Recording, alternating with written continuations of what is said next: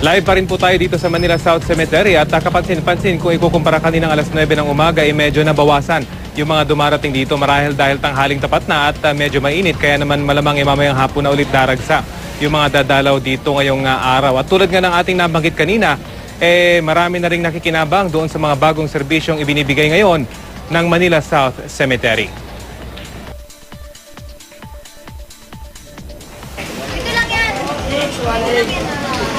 3 taon nang di nabibisita ni Erwin ang kanyang nanay na yumao noong 2006. Di na raw niya matanda ng lokasyon ng puntod ng nanay. Kaya naman nagpatulong siya dito sa Data Verification Service para matunto ng puntod.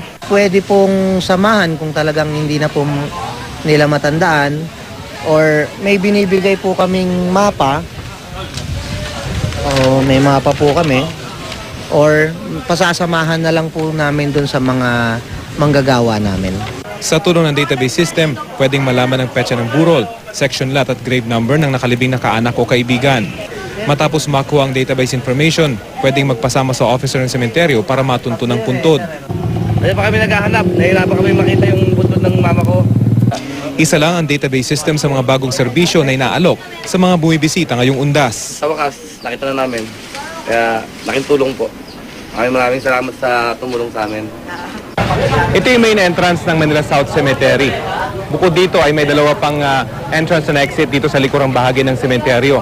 Temporary lang yan at nakatakda itong buksan na bukas. Pero itong main entrance ng sementeryo ay monitored kaagad ng CCTV camera.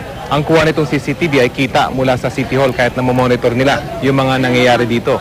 Ngayon, para sa mga kapuso nating may dalang mga bata, kailangan yung dumaan dito sa may data tagging area. Dito itatag yung inyong mga anak at lalagyan ng sticker kung saan nakalagay yung kanilang mga pangalan. Mahalagang hindi ito matanggal para kung mahiwalay inyong mga anak ay hindi sila mawawala o kaagad silang mahahanap. Ngayon, kung wala na kayong problema, pwede na kayong dumiretso sa puntod ng inyong mga mahal sa buhay. Pero para sa mga kapuso naman nating hindi alam kung saan nakalibing o nawawala yung libingan ng kanilang mga mahal sa buhay, ay dadaan kayo dito sa may data verification. Dito naka-encode yung more or less 300,000 na mga nakalibing dito sa Manila South Cemetery. Makikita ito ng mabilis dahil naka-encode nga sila. Itatype lang yung mga pangalan ng inyong mga mahal sa buhay, ay makikita na yung kung saan sila nakalibing. 90% pa lang daw yung naka-encode dito, kaya't more or less ay makikita talaga kung saan nakalibing yung mga mahal sa buhay. Bukod dito sa mga serbisyong ito, hindi syempre mawawala yung mga medical emergency facilities tulad nitong minaman ng Red Cross. Bukod dito ay nakakalat din yung kanilang mga tauhan dito sa paligid ng sementeryo at pwedeng rumisponde kapag may nangangailangan.